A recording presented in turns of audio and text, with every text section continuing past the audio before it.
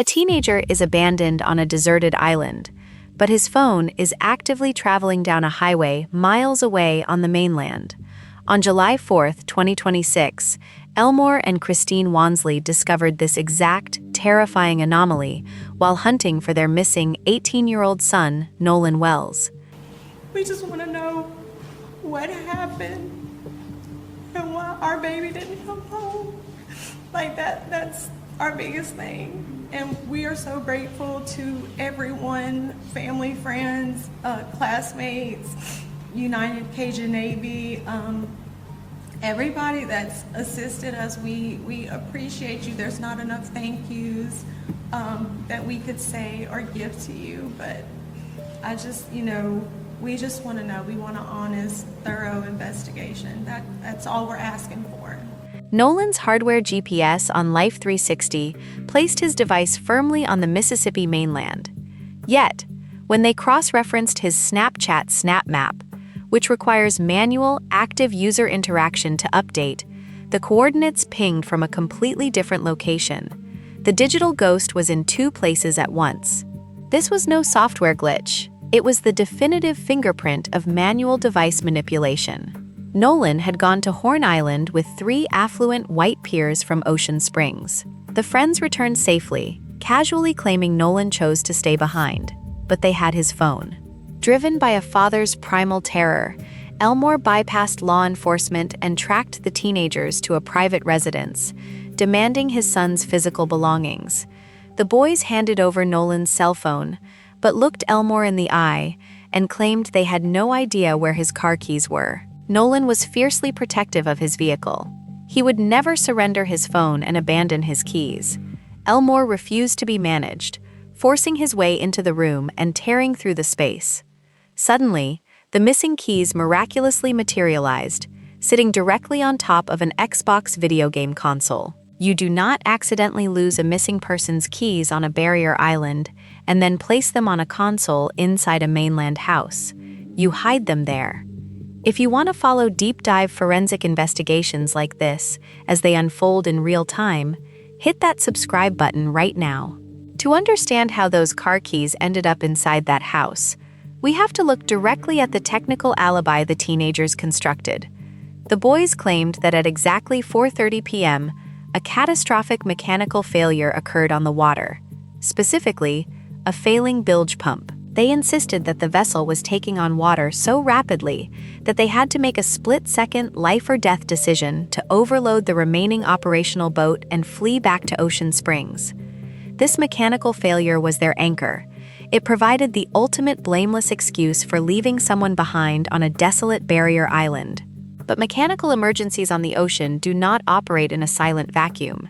If a boat is truly taking on water to the point of imminent capsizing, maritime protocol dictates an immediate distress broadcast.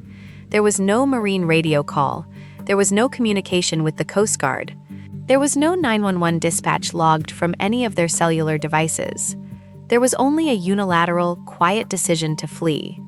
If a boat is sinking, you save lives.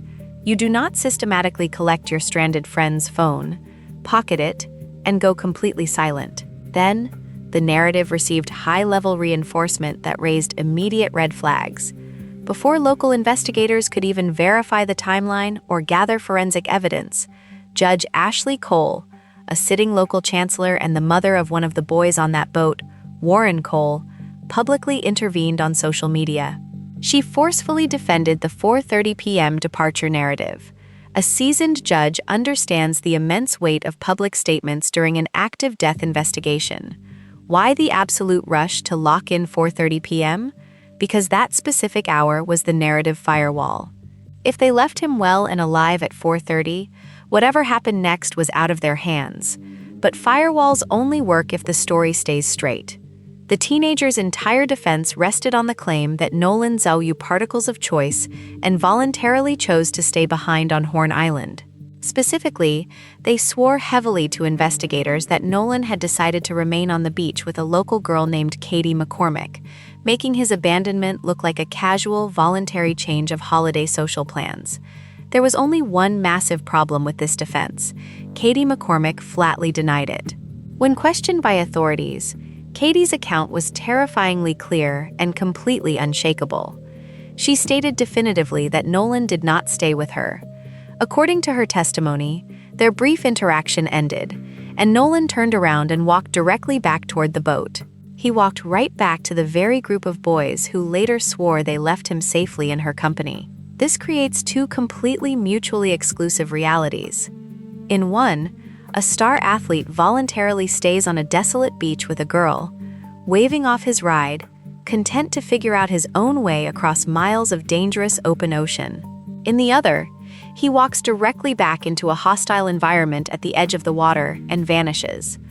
Why do you think the group claimed Nolan was with Katie when she flatly denies it? Drop your thoughts on what really happened at the shoreline in the comments below. The reality of that hostility was captured in a piece of evidence the boys completely omitted from their rehearsed script. A brief, chaotic cell phone video surfaced online, spreading like wildfire across social media. The footage captures a brutal shoreline argument occurring in the sand among the group. The audio is heavily distorted by the crashing coastal wind, but the aggressive physical body language is undeniable. This was not a relaxed holiday gathering. It was a highly agitated, fractured group. Teenagers do not posture and scream at each other on a beach over a broken bilge pump. They fight over disrespect, boundaries, and conflicts that escalate.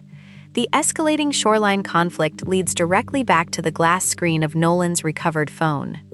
When the Wansley family finally accessed the device, they expected to find the frantic, panicked final text messages of a stranded boy trying to secure a ride home. Instead, they found a chilling forensic void. Nolan's entire Snapchat account, the primary, vital communication method used by teenagers in that demographic, had been wiped entirely clean. Every single message, every saved video, every read receipt, and every digital footprint from the hours leading up to his disappearance was completely gone. A drowning victim does not remotely delete their own social media history while fighting an ocean current. The phone was in the physical possession of the boys who left him on that island. Whoever wiped that data possessed technical intent, and they knew exactly what timeline they were trying to erase. Wiping a device requires clear intent. If you believe this family deserves full transparency, hit the like button to help push this story further into the algorithm. This forensic erasure is highly disturbing because it flies directly in the face of who Nolan Wells actually was. Nolan was a standout wide receiver for Southwest Mississippi Community College. He was a designated driver, a mediator, and a meticulous rule follower. More importantly, his parents had drilled into him the specific, survival-based conversations that Black parents must have with their sons about navigating affluent, minority spaces. Nolan knew he could not afford the luxury of reckless teenage behavior. He knew better, and he was hyper-vigilant. The idea that this young man would casually surrender his phone, lose his keys, and voluntarily sit in the dark is an insult to his character. On July 6, 2026, the devastating, inevitable news arrived. Nolan Xavier Wells was pulled from the waters surrounding Horn Island. Immediately, the Jackson County Sheriff's Department, under Sheriff John Ledbetter, moved to classify the case as an accidental drowning, the path of least resistance. But you cannot quietly bury a case as a simple accident when the victim's phone was stolen, forensically wiped, and hidden alongside his car keys on an Xbox console by the last people to see him alive. The Wansley family launched a masterclass in controlled fury. Knowing the local jurisdiction was heavily infected by institutional privilege and the premature statements of Judge Cole, they refused to let the county dictate the final word. They hired prominent national civil rights attorney Ben Crump and took physical control of the narrative. They bypassed the local medical examiner entirely, flying Nolan's remains out of Mississippi to a Washington, D.C. forensic laboratory. There, they placed his body into the hands of Dr. Roger Mitchell, one of the most uncompromising forensic pathologists in the country. Dr. Mitchell isn't just looking for water in the lungs. He is actively searching for defensive wounds, blunt force trauma, and signs of a physical struggle that match the viral shoreline video. You don't accidentally place a missing person's keys on a video game console. Tell me down below, Do you think this proves premeditation or immediate panic? The case remains a highly volatile, active death investigation. The final countdown is entirely digital, resting on the FBI's Regional Computer Forensics Laboratory to extract the deleted hex codes from that wiped phone. We are tracking every single update out of Jackson County. Make sure your notifications are turned on so you don't miss the upcoming forensic results.